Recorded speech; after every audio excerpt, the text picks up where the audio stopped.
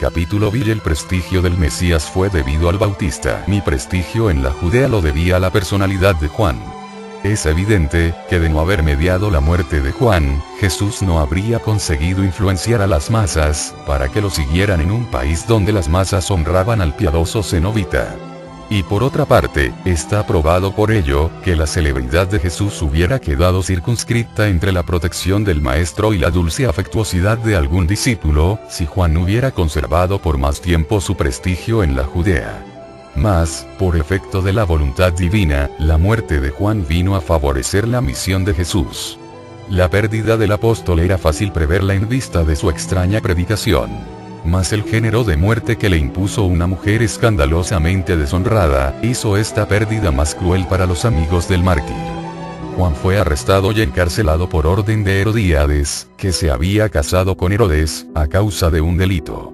Desde su prisión, Juan, que podía comunicarse con sus discípulos, me mandó muchos de ellos para darme a conocer su penosa situación y confiarme el poder que tenía en la Judea.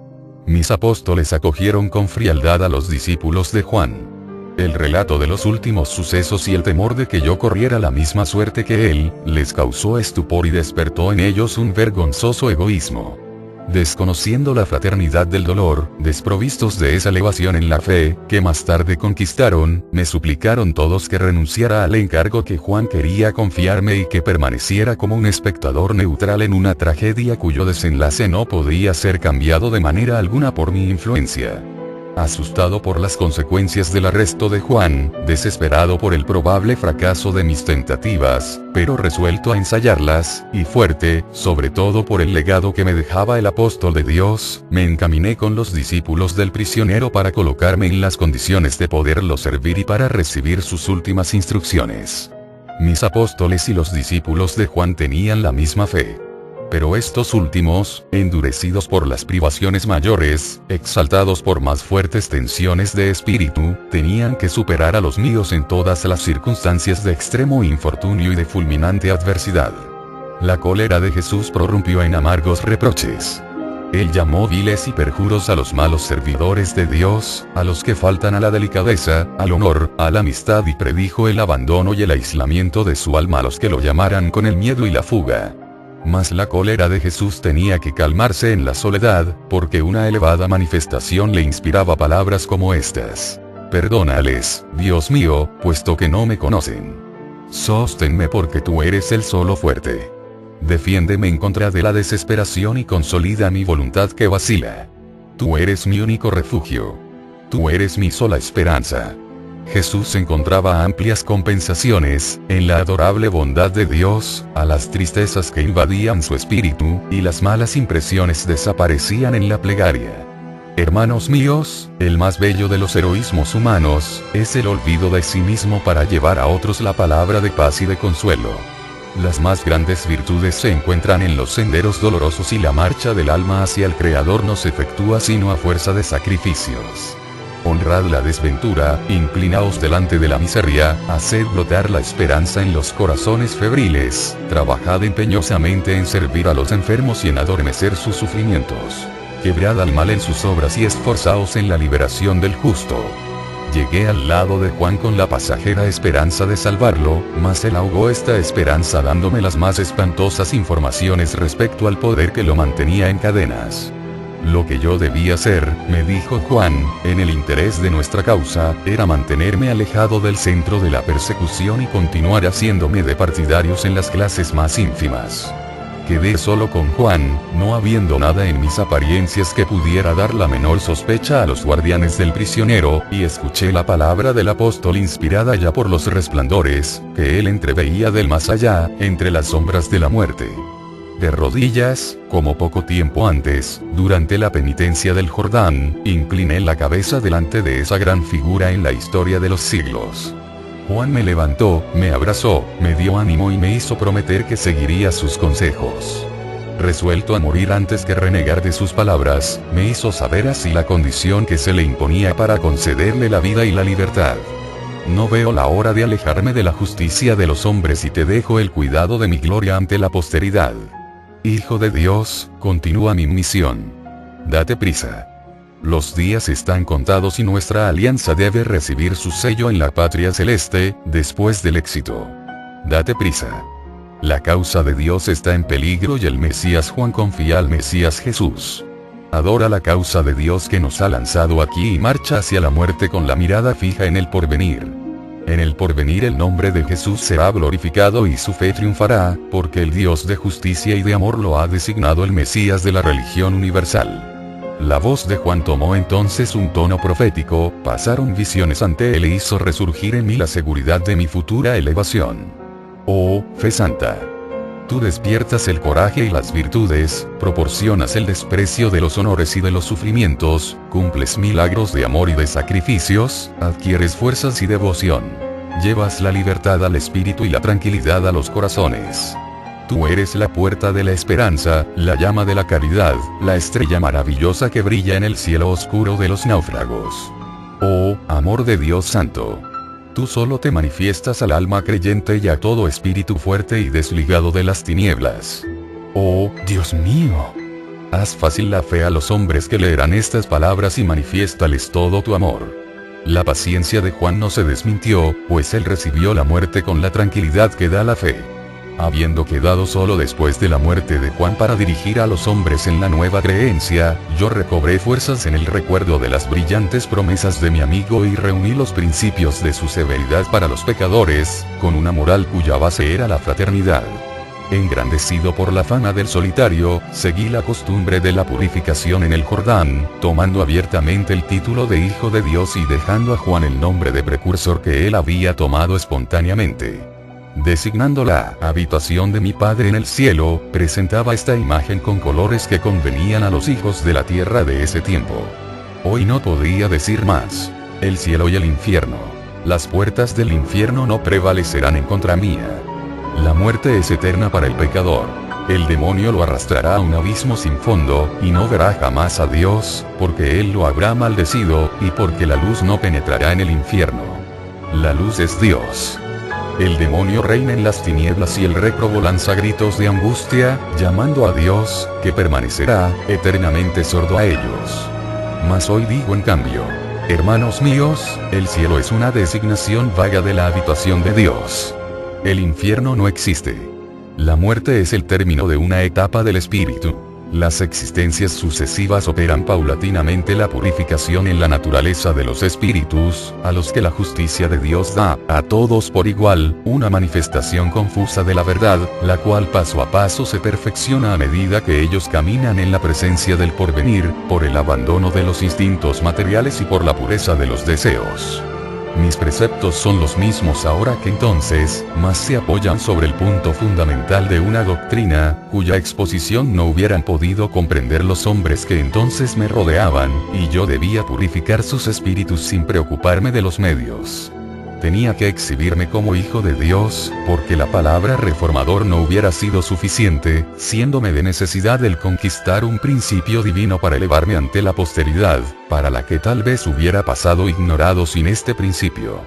En mis primeras predicaciones de Jerusalén, había ciertamente adelantado la negación del infierno durante mis demostraciones respecto a la bondad divina, mas ahí me escuchaban hombres familiarizados ya con dicho pensamiento, hijo de la misma razón. Aquí la tradición del infierno imprimía a mis discursos la tétrica energía de las masas que se manifiestan siempre deseosas, y yo quería atraerme la confianza de esas masas.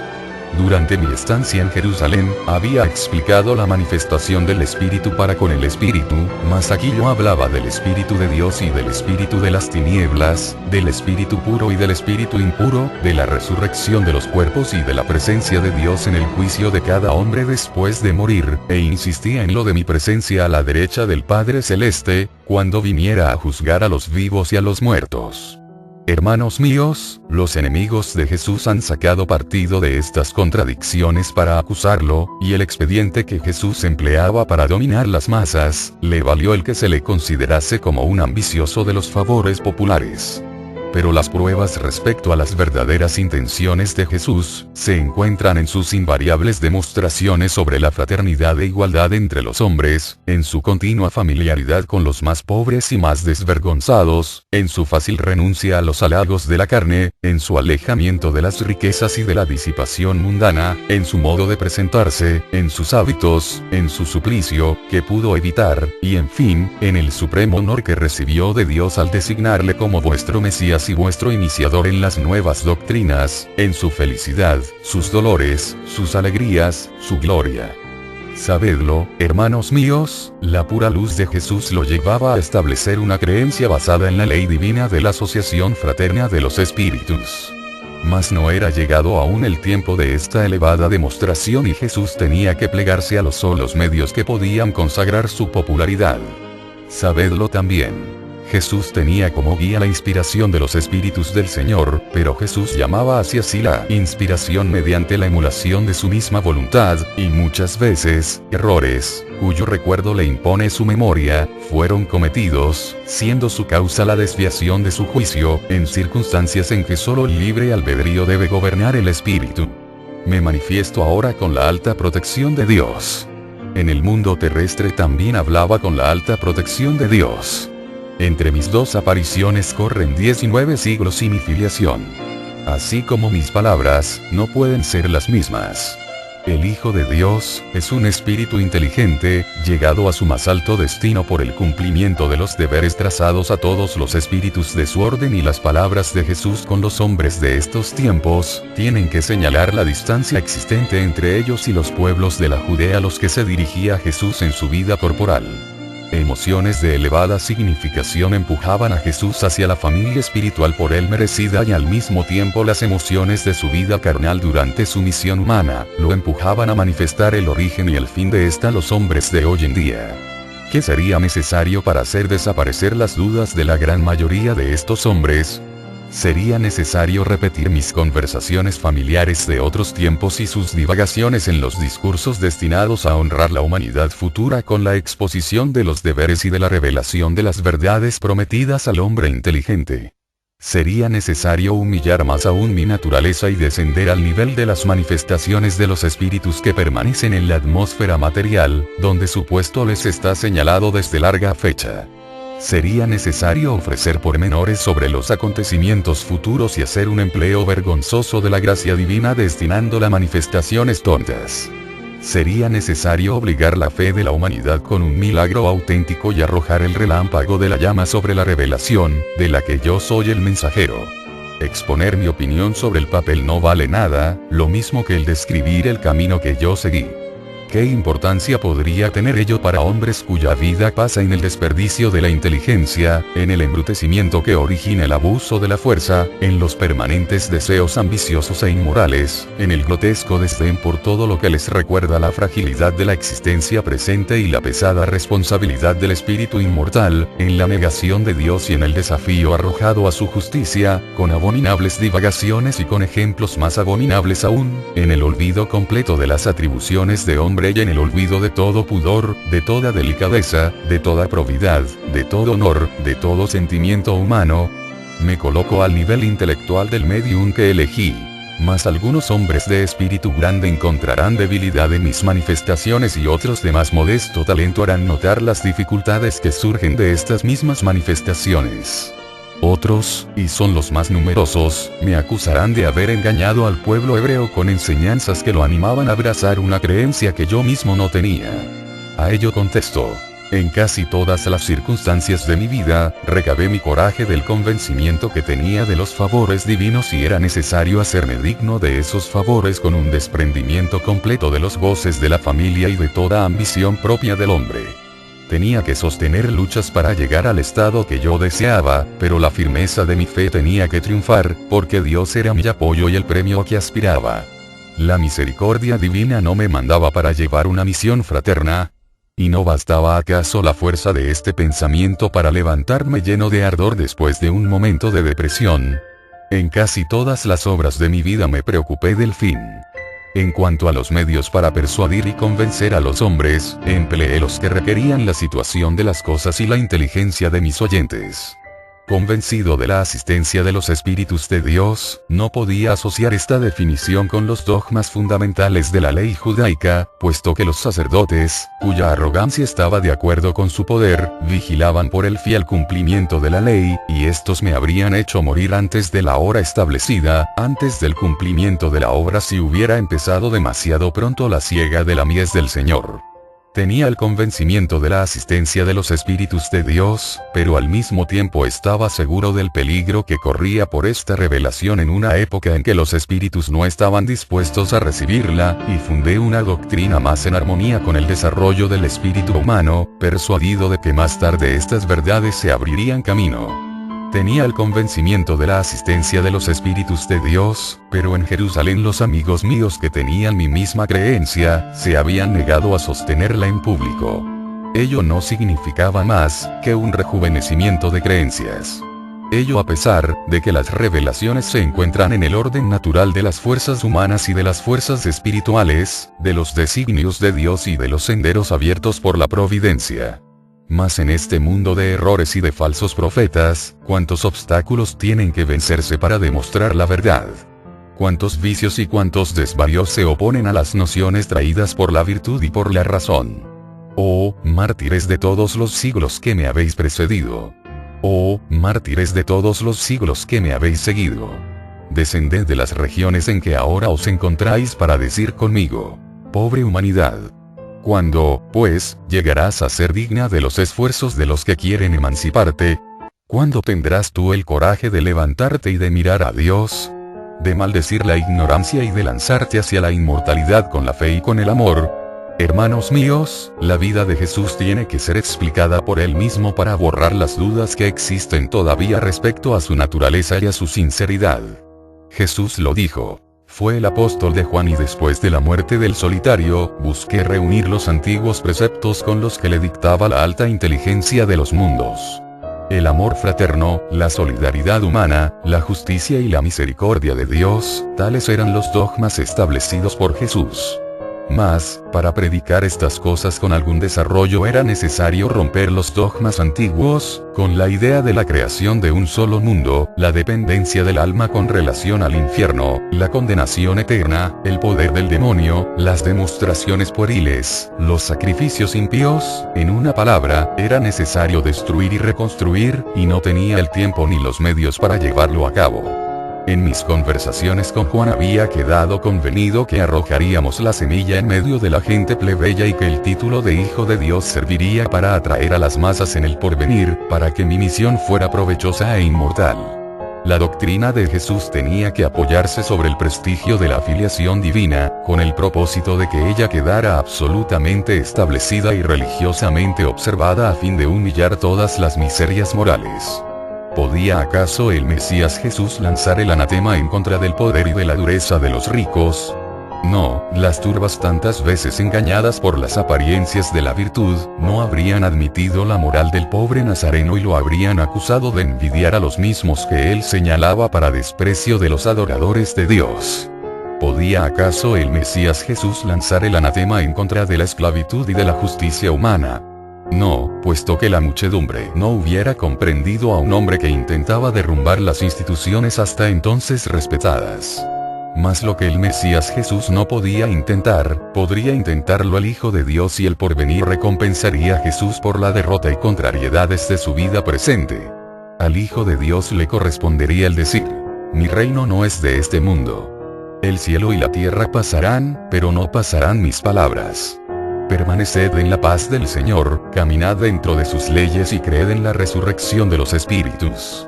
Pedid y se os dará, la mano de Dios es sin fin y su amor es inmenso. Bajad hasta el fondo de vuestros corazones y arrojad de él todo lo que tenga de impuro. Las impurezas corrompen el corazón y el alma. Sembrad, destruid la mala hierba.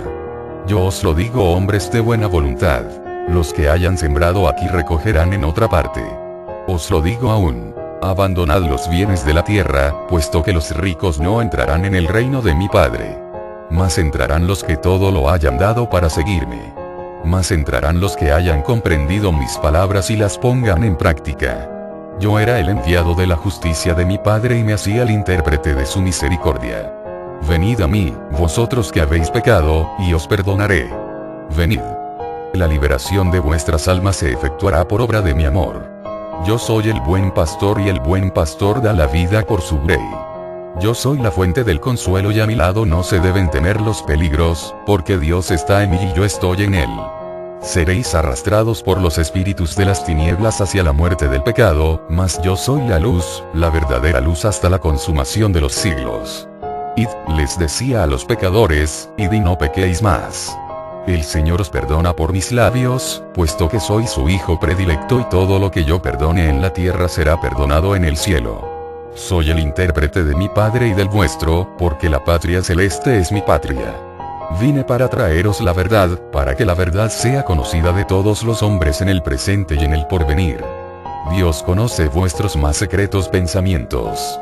Rogad pues con pureza de corazón para que vuestras oraciones sean oídas.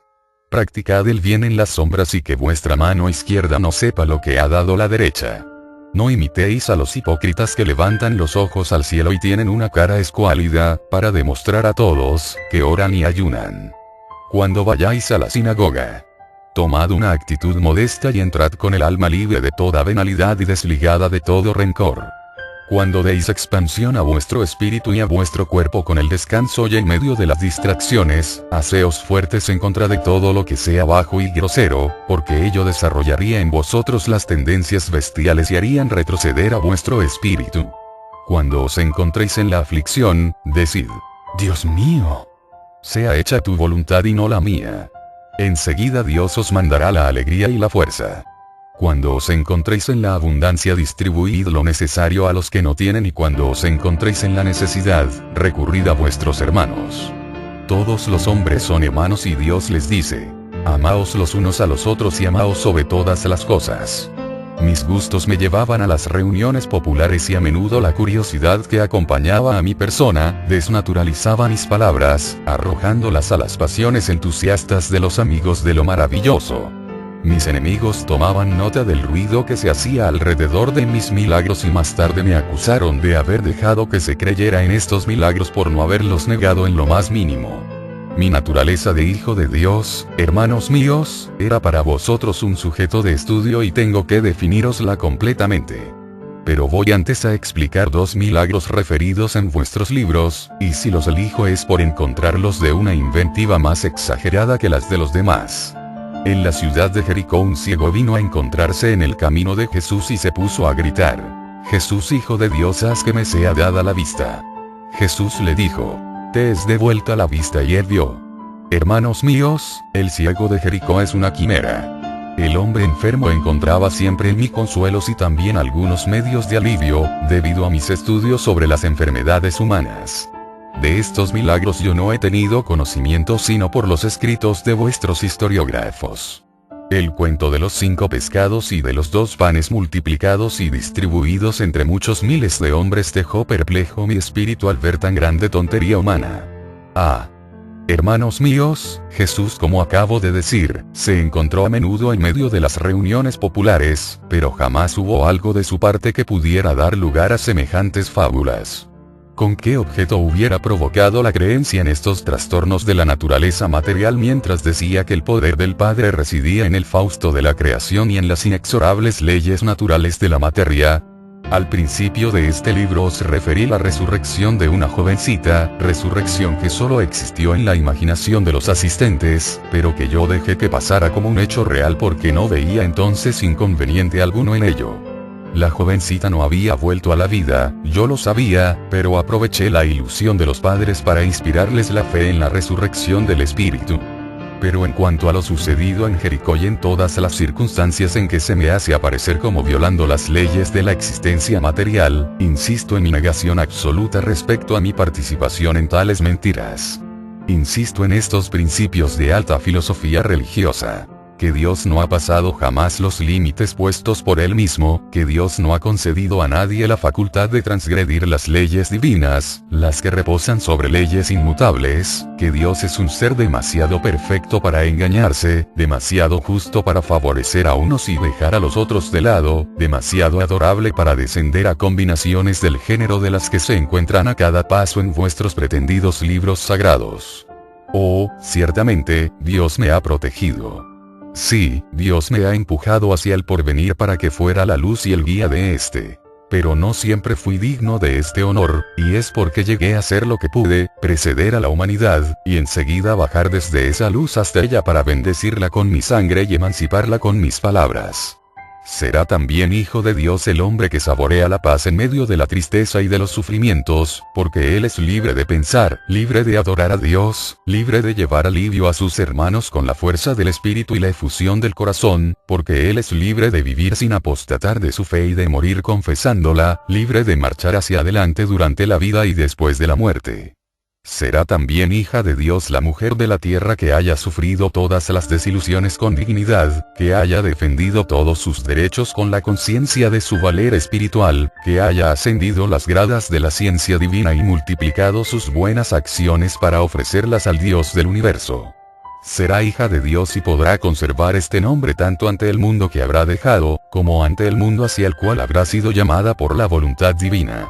Deseaba yo con demasiado ardor la felicidad de los hombres y era demasiado absoluto para mis propósitos para justificar la opinión de los que emplean con demasiada crudeza el calificativo de impostor o de los que disimulan el propósito de esta injuria con expresiones más favorables para la lectura de sus libros.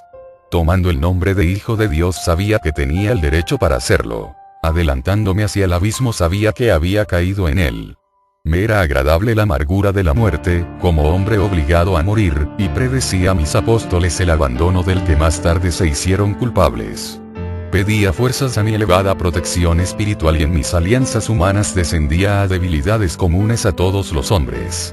Mi naturaleza era pues como todas las naturalezas humanas, dividida entre la atracción de la divina providencia y la atracción de las alegrías humanas, pero el progreso de mis pensamientos, cada vez mejor y más intensamente dirigidos hacia el horizonte celeste, tenía que destruir mis tendencias corporales, convirtiéndome en el Mesías inmortal. El hombre desvinculado de los estorbos mundanos, es realmente el Hijo de Dios. Juan lo había dicho antes que yo, y él no tenía solo en vista el porvenir conquistado, cuando me hizo prometer que respetaría mi denominación y de sostenerla ante todos y en contra de todos. Mi posición de Hijo de Dios, hermanos míos, es más concebible entre los adeptos de la religión universal, que entre las almas encerradas en el círculo estrecho de una religión humana. La religión universal se funda en la justicia de Dios, no levanta templos para una fracción de los hombres, no tiene formulismos externos forzados. Pero da la paz después de la oración, porque la oración está despojada de todas las supersticiones que acompañan a las religiones humanas. La religión universal define a Dios con sus atributos de grandeza y de poder, las religiones humanas definen a Dios con las debilidades inherentes a la humanidad. La religión universal tiene su asiento en el alma, como en un santuario. Las religiones humanas están condenadas al error y a los alzamientos de la razón. La religión universal se manifiesta con la elevación de los pensamientos y el deseo de perfección. Las religiones humanas exigen la fe sin proporcionar el sentimiento de esta. Ellas concluyen por convertir al hombre en fanático e incrédulo. La religión universal, hermanos míos, os dice que todos somos iguales, en virtud de nuestro origen. La religión universal os eleva en el porvenir y os avala en contra del orgullo hablándoos del pasado.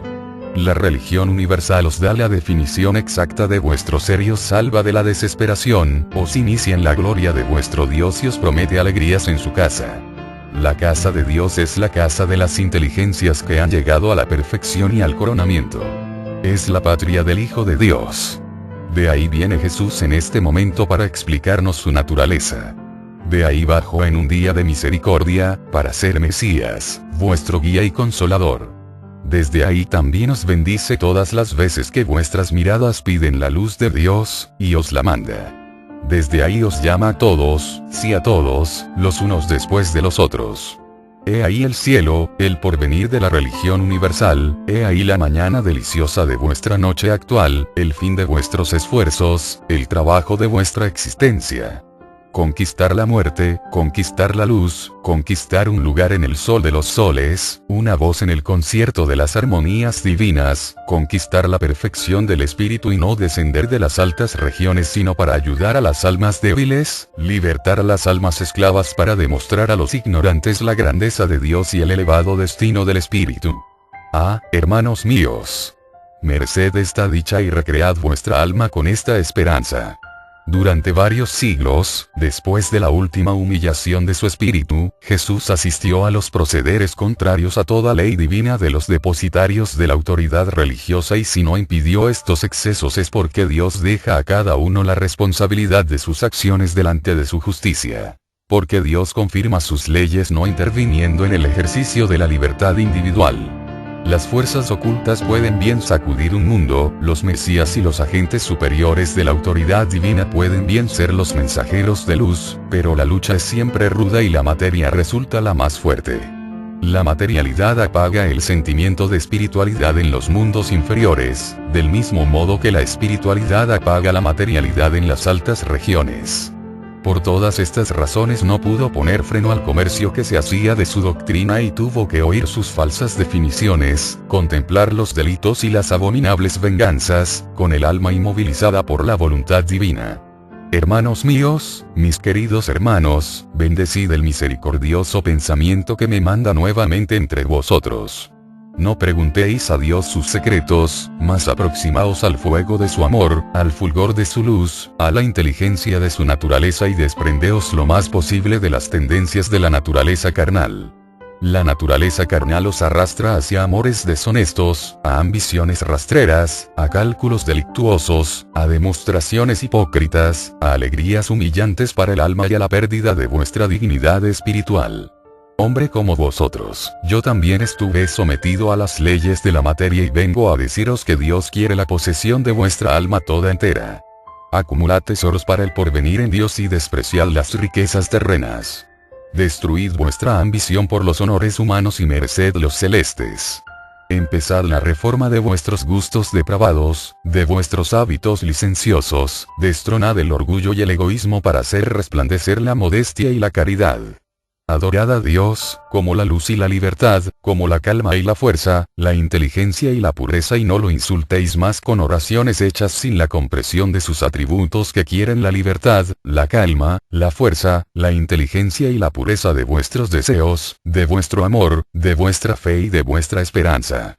Permaneced en la paz conmigo, vosotros que queréis seguirme, y pronunciad en la efusión de vuestro corazón, la oración que os voy a dictar para terminar este capítulo. Dios mío, haz que este mundo se me represente tal como es realmente. Un lugar de pruebas, un fardo doloroso, una habitación fría y temporal. Mas endulza las amarguras de la prueba, alivia el fardo, con el concurso de las almas hermanas de la mía, y descubre a mis miradas el cuadro deslumbrador de las fastuosas recompensas, debidas a la eterna gravitación de los espíritus, para conquistar la espiritualidad pura en tu aureola y en tu gloria. En mi 8º capítulo empezaré a tratar la cuestión de la dependencia de los espíritus de la tierra y de su desmaterialización.